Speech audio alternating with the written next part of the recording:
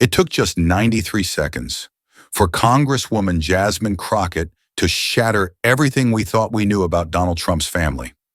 She reached into her bag and pulled out a single envelope. It wasn't just any envelope. It was sealed in blood-red wax and stamped with a golden insignia. Inside is a $5 million contract, offering that money only if Melania gave birth to a son.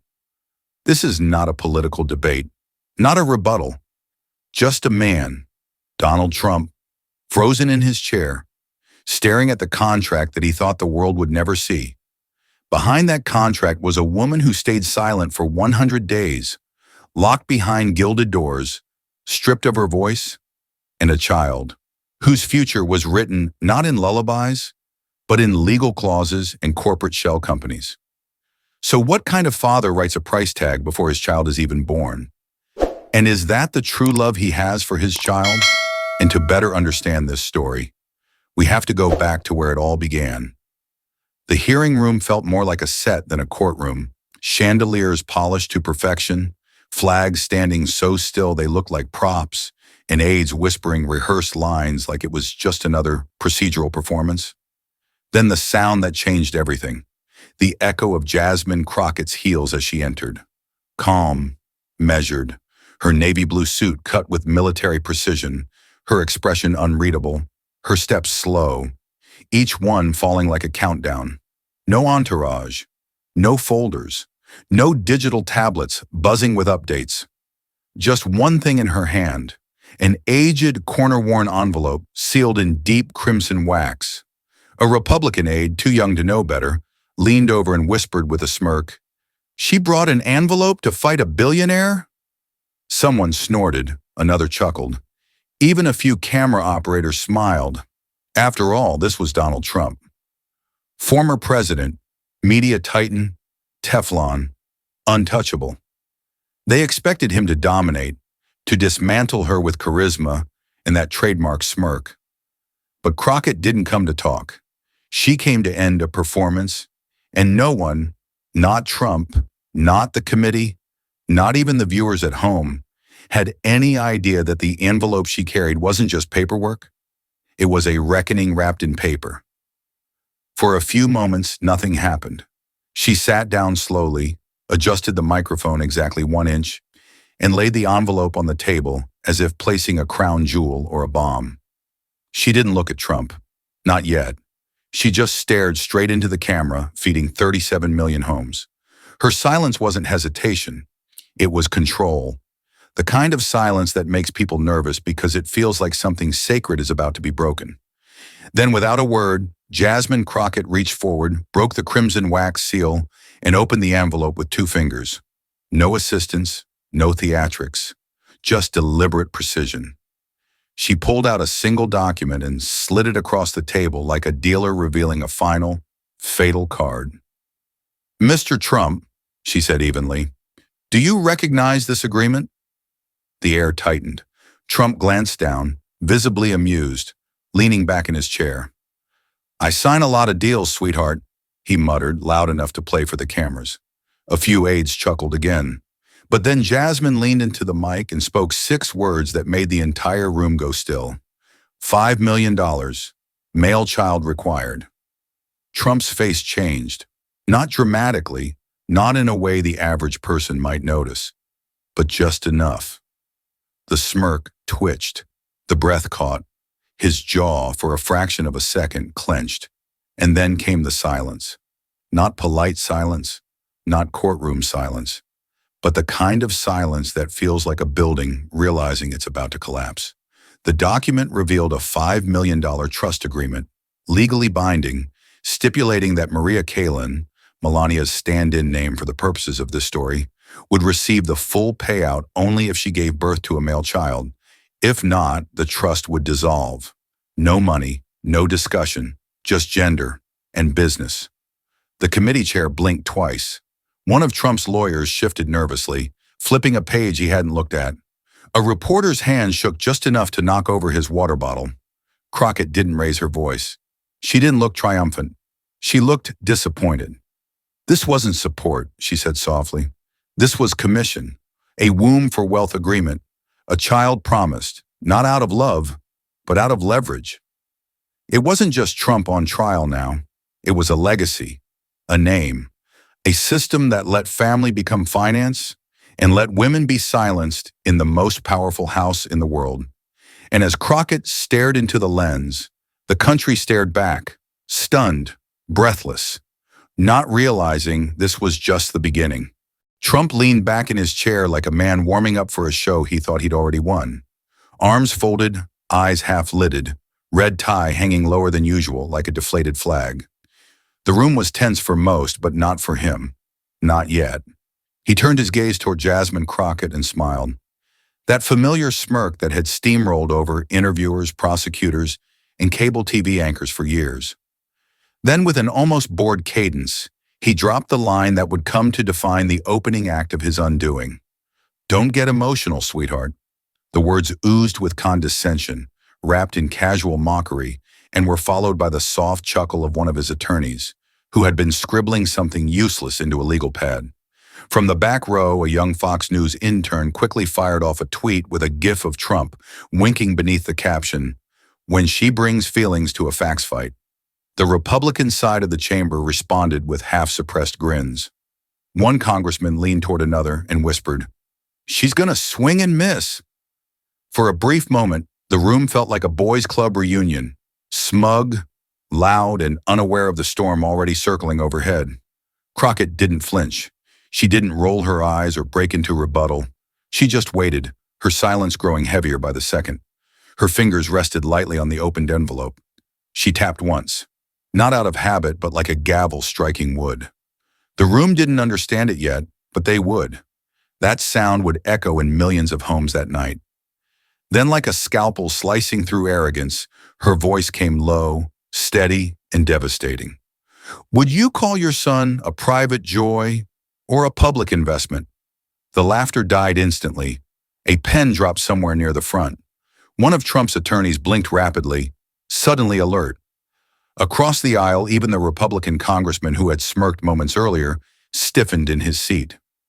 Crockett didn't look at Trump when she asked the question.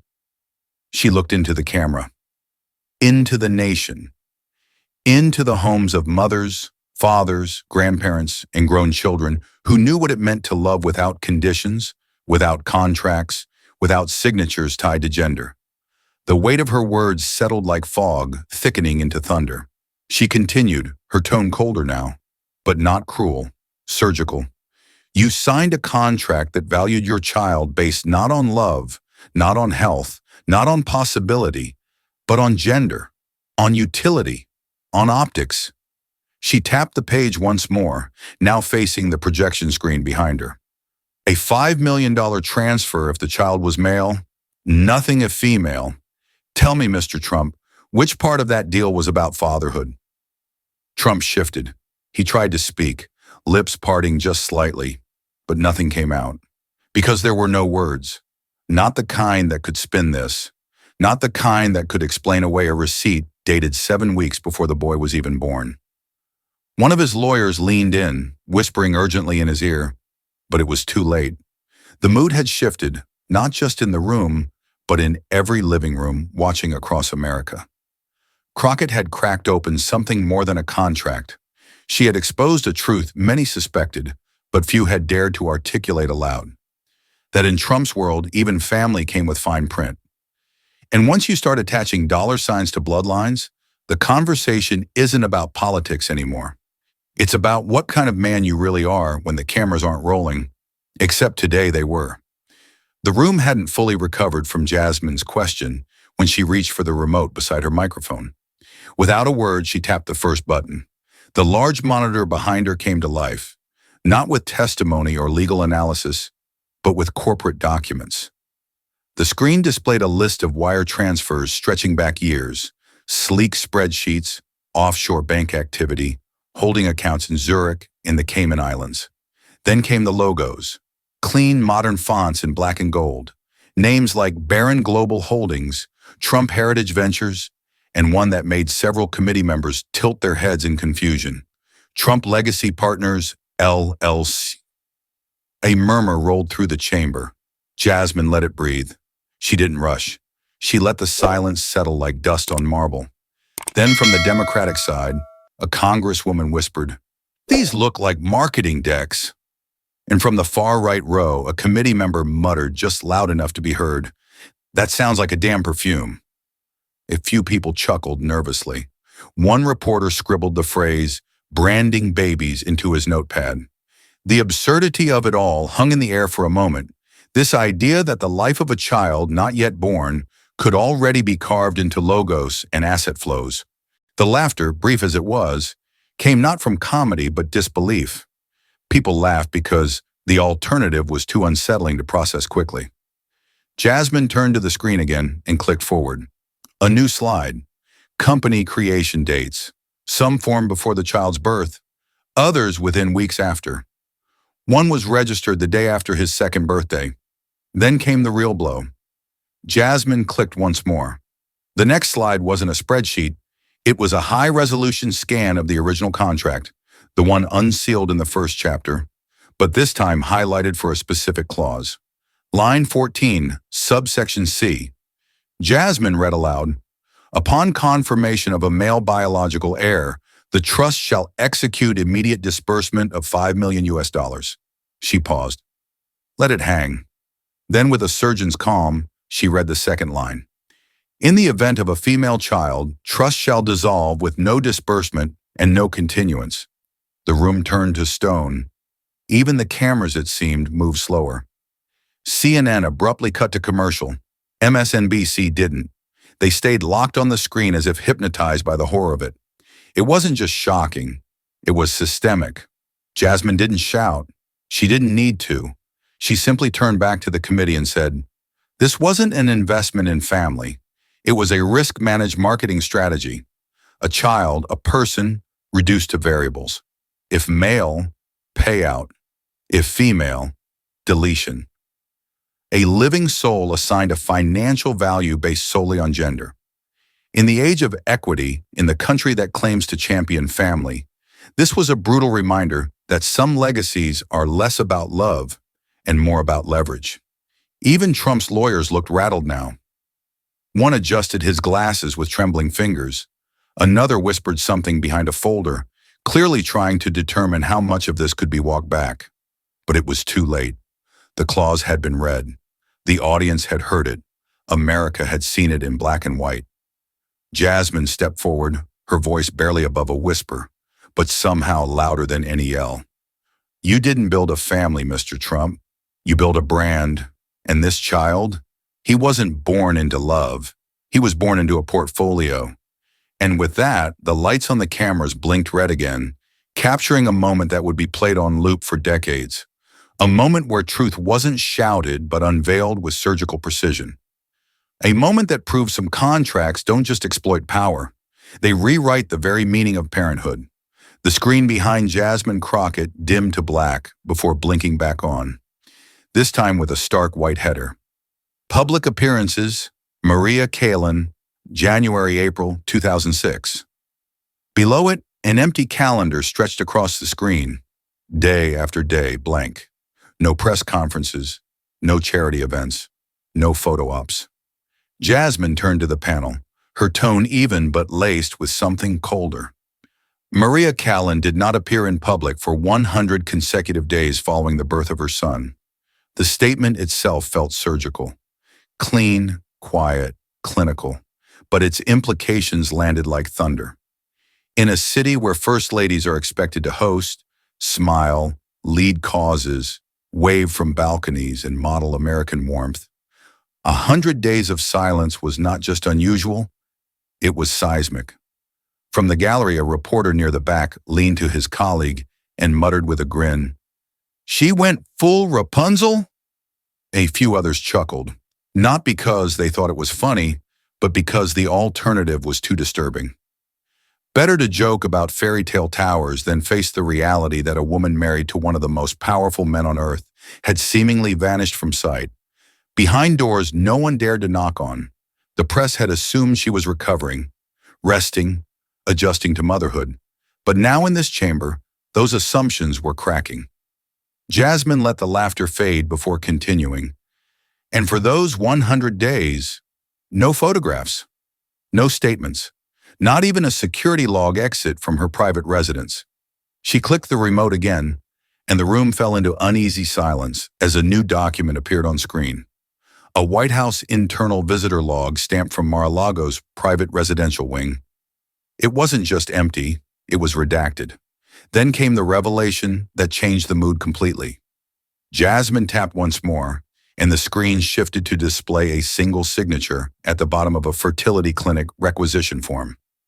Maria Kalin, she read aloud, signed this document 2 months before giving birth, authorizing gender-selected embryo transfer with the specification marked, male only.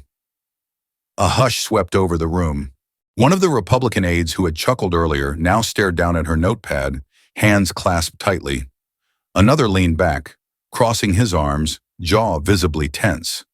The words on the screen were undeniable. Sharp, cold, chilling in their precision. This wasn't a woman making a private medical choice. This was a condition, a clause, a line item buried in the fine print of a reproductive transaction. Jasmine turned back to the panel. No press appearances, no communication, no movement, no freedom to speak. And during that same window, documents signed under full legal consent requested genetic screening to ensure the birth of a male child. The very requirement that unlocked a multi-million-dollar trust. The silence was suffocating. Even the buzzing from overhead lights felt louder than any voice dared to be. A single image flashed on screen. Maria in a hospital gown, staring out a window, time-stamped and labeled private quarters, no press access. She looked like a ghost inside her own life. Crockett didn't narrate the image. She didn't need to. She simply said, "This wasn't a recovery. This was a retreat. This wasn't privacy. This was programmed silence." And when a woman in the White House goes unseen for 100 days, the question we should be asking isn't, where was she? But why wasn't she allowed to leave? The question hit hard, not just in the chamber, but in every living room watching. What kind of mother vanishes after childbirth? And what kind of father builds a legacy by locking away the truth? In that moment, Maria Kalin was no longer a first lady in the public imagination. She was something far more haunting, a woman written into a contract, and now finally being read aloud. The next slide Jasmine brought up looked ordinary at first, just a signature page from a notarized legal document. But as she zoomed in, something strange appeared in the fine print. Signed by Donald J. Trump, she read aloud slowly, her voice calm and clear, and Melania K. She paused. The chamber leaned in. A Republican committee member furrowed his brow, visibly confused. From the left side of the room, a Democrat muttered under his breath, "K has in contract," and a few aides chuckled. It was an odd detail, almost too absurd to be serious. A first lady signing legal documents under a partial alias? For what purpose? One reporter whispered to another, "That's not a nickname. That's a firewall."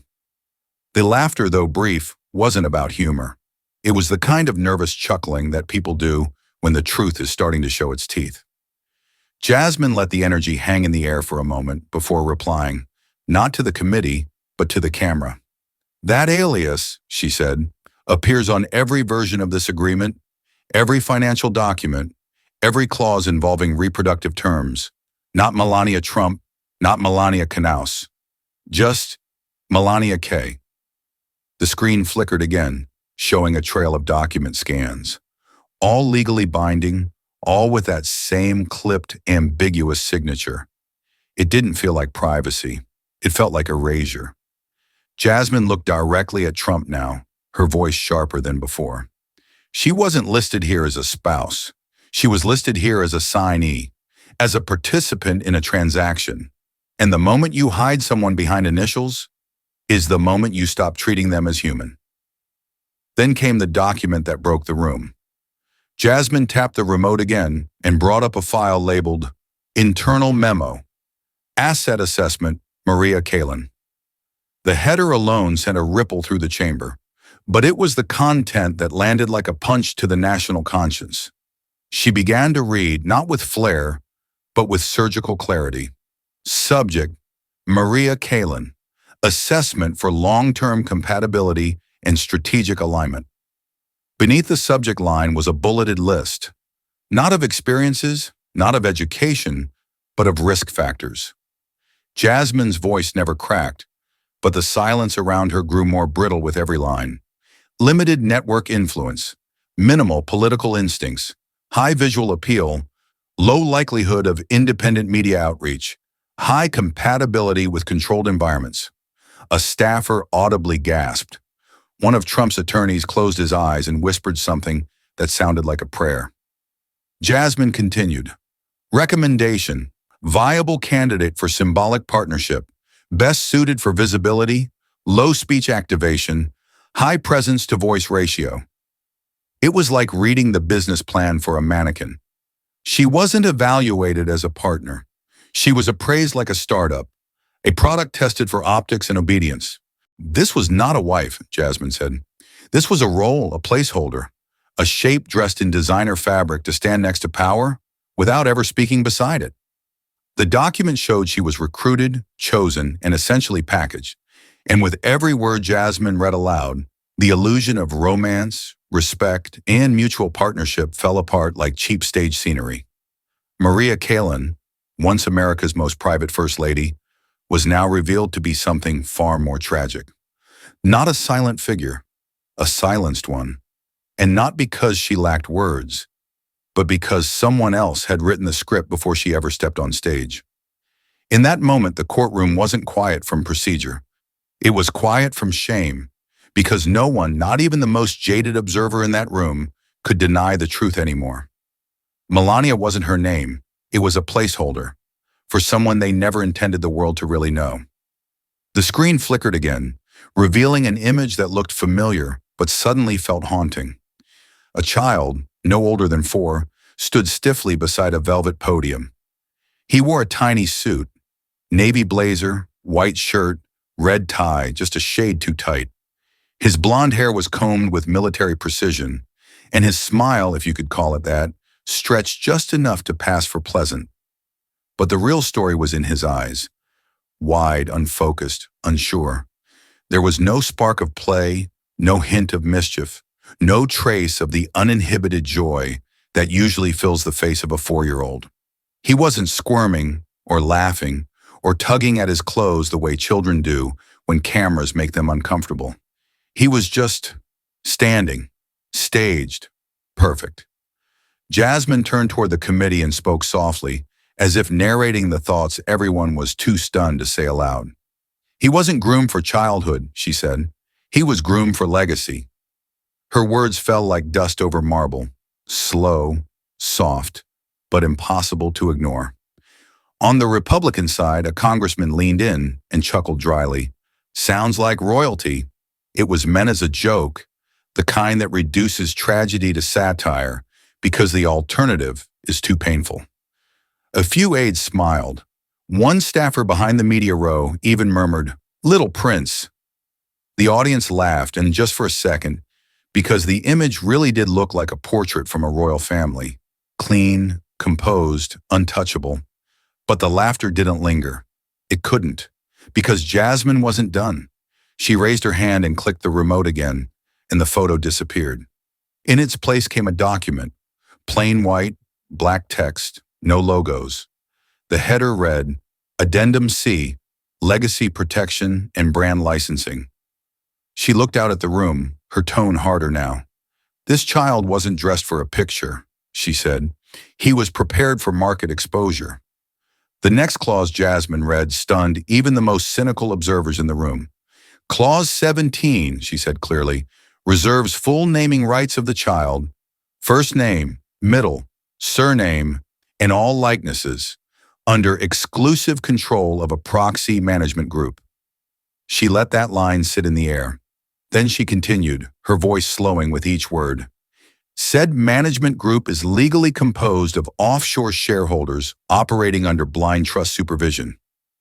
No one in the room moved. Not a single person took notes, because they all understood what that meant. The boy, not yet walking, not yet speaking in full sentences, had already been claimed. Jasmine flipped to another page. A table filled with company registrations appeared on screen. 14 shell corporations, all bearing some derivative of the child's name. Initials, nicknames, foreign translations, stylized branding versions. The dates were damning. One filed 2 weeks before his birth, another one the day after his second birthday. One was registered using the address of a locked office inside Mar-a-Lago's South Wing. Jasmine looked up again, this time not at Trump, but at the image of the boy that had just vanished from the screen. He never had a choice, she said. Before he ever made a friend, someone had already chosen his future. Not with love, not with lullabies, but with ink and legalese. Trump remained silent. His attorneys flipped pages, but their hands trembled now. Not from nerves, but from realizing the cameras were still rolling, and the world was watching every revelation land like thunder. Jasmine slowly stepped back from the screen. "This wasn't a cradle," she said, nodding toward the documents. "It was a contract. This child wasn't welcomed into a family. He was rolled into a brand. And for the first time since the hearing began, even the reporters stopped typing, because they realized this wasn't just a story about politics. It was a story about what happens when power sees a child not as a life, but as a legacy to be monetized. And in that moment, the only thing louder than the silence was the sorrow. The room had gone quiet after the child's name was tied to 14 corporations, but Jasmine wasn't done. Not yet. With a single click, the screen behind her shifted from documents and contracts to grainy black and white surveillance footage. The timestamp read June 2nd, 2006, 2:14 a.m. The frame showed a long hallway inside Mar-a-Lago. Lights dimmed, walls pristine, no sound. From the right side of the screen, a woman stepped into view. She was barefoot, wearing a long white robe, her hair unbrushed. In her left hand, a folded piece of paper. She paused at a closed door, rested her right hand on the knob, and just stood there, not moving, not speaking, just breathing. Jasmine said nothing. She let the silence speak first. Then from the production booth, barely caught on the overhead boom mic, someone whispered, "Is this real?" A producer, off camera, the kind of whisper that betrays disbelief and horror at once. A few reporters glanced at one another. One muttered something that sounded like, "Jesus Christ." Someone in the gallery stifled an awkward chuckle. Nervousness sometimes arrives disguised as laughter. A last-ditch effort to deny what you're seeing. But there was no escape from the truth now. The woman on screen, Maria Kalin, wasn't acting. She wasn't performing. She was trapped.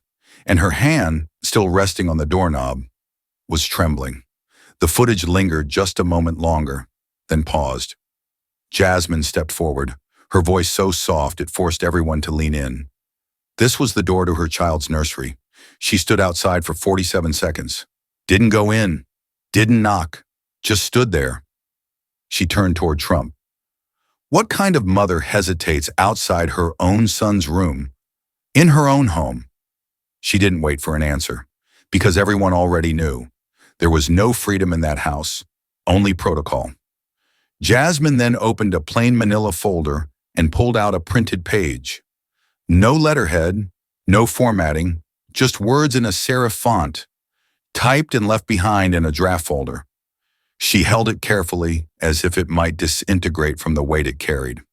"This was never sent," she said, "but it was written, saved, preserved digitally. We verified its origin through metadata analysis. It was composed by Maria Kalin on March 22, 2007. She looked at the panel, then at the audience behind the cameras, and she began to read. "I've reviewed every document, every clause, every trade-off. If I leave now, I lose everything, even my son." That was all it took. The room froze. The temperature seemed to drop. One of Trump's attorneys, previously whispering to a colleague, now sat with his hand covering his mouth. Another scribbled a note, then immediately tore the paper in half. There was nothing left to spin, nothing to reframe. Those words weren't written in legalese. They weren't part of a strategy. They were a mother's confession, a glimpse into the brutal cost of her silence. Jasmine lowered the page slowly.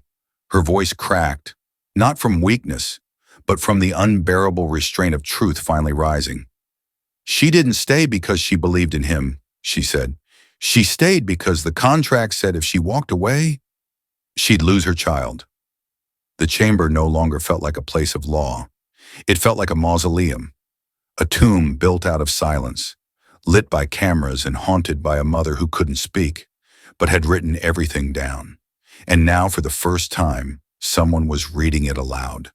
By now, even the air in the chamber felt different, heavier, quieter, like something sacred had been broken and no one knew how to repair it.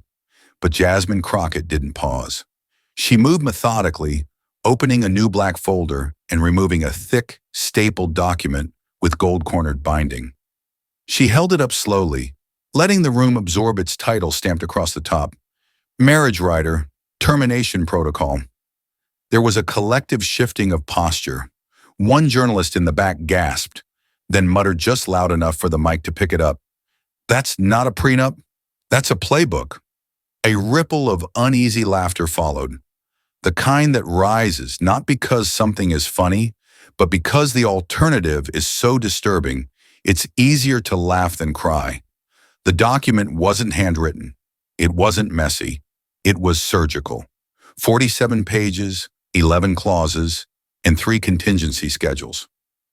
Jasmine began to read excerpts in a steady tone, never raising her voice but hitting with the force of a hammer. Section 9. Spousal Relocation Parameters. Clause 12.4. Public Exposure Risk Modeling. And then the line that silenced even the soft laughter. Clause 21.1. Emotional Conduct Strategy. Pre- and post-election demeanor. Jasmine paused and looked directly at Trump, then turned back to the audience. "This wasn't written to protect privacy," she said. "This was written to protect image." Trump remained still, his jaw set, eyes unmoving. One of his lawyers began flipping through a binder, pretending to search for something. But there was nowhere to hide now. The paper in Jasmine's hand had turned marriage into a campaign tool, a story arc to be managed, not lived.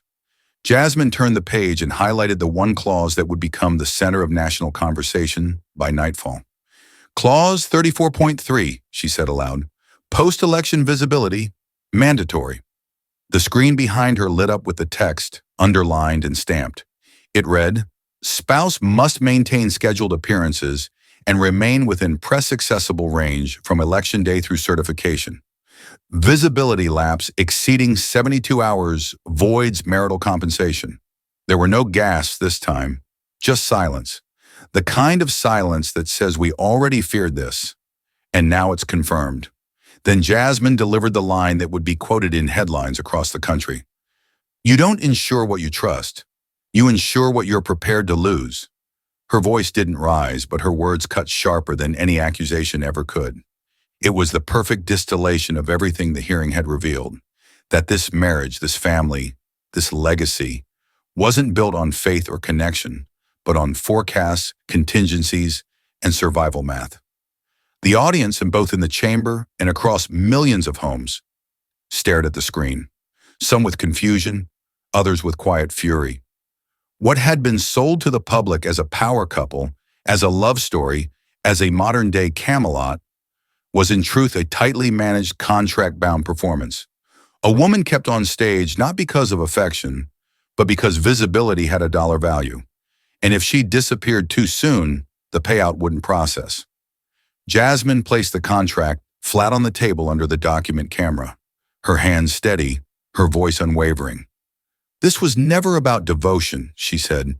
"It was about duration. The only thing that mattered was how long she stayed visible." And with that, the myth cracked wide open. Not with a scream, but with a clause. The chamber dimmed once more as Jasmine reached for the final remote. This time, the footage wasn't grainy or hidden. It was public, pulled from a high-profile charity event held 6 months into Trump's presidency. The image on the screen showed Maria Kalin stepping onto a stage with a dozen flashing cameras around her. She wore a white coat dress, her hair styled, her makeup flawless. On paper, it was everything a first lady was supposed to be. But Jasmine didn't narrate the visuals. She let them play in silence. Maria stood at the podium, smiled softly, and read from a small index card, hand-scripted, carefully worded. Her voice was calm but robotic, the cadence too perfect to feel real. At one point, she stumbled slightly over a word, paused, then looked off stage as if seeking permission before continuing. The footage lasted only 40 seconds, but the discomfort lingered. A few aides exchanged glances. One of the cameramen chuckled and whispered, "She's like an unboxing video." Another reporter near the back scoffed, "That's not a speech, that's a commercial." The laughter came, faint, uneasy, brittle. The kind of laugh you hear at funerals when someone tells a joke just to fill the silence. Jasmine waited until the room quieted again, then delivered her line, soft but unshakable. She wasn't a first lady. She was the final layer of packaging. The room tensed. Jasmine didn't blink. "Every product has an image," she continued, "and every empire needs a face." This was not her voice. This was a script. She didn't fall from grace. She was never permitted to rise. Then Jasmine turned, not to Trump, not to the panel, but directly to the main camera, broadcasting to millions. Her posture didn't change, but her tone shifted completely. It was no longer the voice of a congresswoman dissecting evidence. It was the voice of a mother, a citizen, a woman speaking to a country that had watched for too long without asking the right questions. She let a breath hang before asking, "If love is written into contracts, what's left for the child?" The room froze, not because it was dramatic, but because it was too real. That question didn't need an answer. It was the answer. Every clause, every document, every shell company, every signature, all of it now seen not just through the eyes of a scandal, but through the eyes of a child born into a machine, a name carved into corporations, a future mapped by strangers, a childhood sacrificed not for safety, but for strategy. Jasmine closed the final file, slowly, deliberately. "America," she said, her eyes still locked on the lens. "You've seen the papers. You've heard the silence. Now I'm asking you, are you still watching?" The screen behind her went dark. The cameras kept rolling, but no one dared to speak. And just like that, the story wasn't about Donald Trump anymore. It was about us. The room no longer buzzed. No cameras shifted. No aides whispered. What had started as a televised hearing, filled with documents, clauses, and a man who thought no paper trail could follow him, had turned into something else entirely. Jasmine Crockett stood alone at the front of the chamber, the final folder resting in her hands. But this time she didn't unclip it. She didn't raise her voice. She simply said, "This letter was not filed. It was not printed on official stationery. It wasn't sent to legal counsel or media outlets. It wasn't written to defend or accuse. It was written, quietly, by a mother." She unfolded a single sheet of handwritten text, smudged slightly at the edges. The ink faded, the handwriting graceful but uncertain. Her voice dropped to a whisper, one that pulled the entire room toward her. She didn't read the whole letter. She didn't need to. She spoke only one line. "He is not a monument. He is my son." The words felt like a break in the earth. Not dramatic, not staged, just devastating. Jasmine paused, her eyes fixed on the page in her hands, as if holding someone else's pain required a kind of reverence. Like reading the final line of a story no one else was ever meant to know. Behind her, the screen lit up one last time. A single photo, a baby in a white crib, no more than a few weeks old, swaddled, sleeping, his eyes closed, his hands curled near his face. There were no logos, no titles, no flags, just a child. Beneath the photo, written in trembling penmanship on a yellowed sticky note, "Legacy secured." No one in the room breathed. No one needed to. The silence that followed wasn't procedural. It was sacred. Jasmine stepped forward slowly and placed the letter on the table. She didn't summarize. She didn't offer a final monologue. She didn't even look at Trump. Instead, she looked at the camera. Her gaze wasn't angry. It wasn't triumphant. It was something far more difficult to carry. Disappointment. "This was never about winning," she said softly. "This was never about politics. It was about a child who never got to choose his story, and a woman who was never allowed to speak hers." She walked back to her seat, her heels quieter now. The light above dimmed. The last slide vanished. And in the end, the most powerful thing Jasmine delivered wasn't a contract or a clause. It was a voice. And that voice, finally, was heard. This story is a work of fiction. The characters, including Jasmine Crockett and Donald Trump, are entirely fictionalized and do not represent real individuals, events, or actual behaviors. Any resemblance to real persons, living or dead, is purely coincidental. The narrative is intended for entertainment, reflection, and commentary purposes only. If this story moved you, challenged you, or made you think, please consider subscribing to the channel. Your support helps me continue creating powerful, meaningful stories that shine a light on injustice, protect the good, and ask the questions others won't. Subscribe now and join a community that believes in truth through storytelling. Thank you for watching.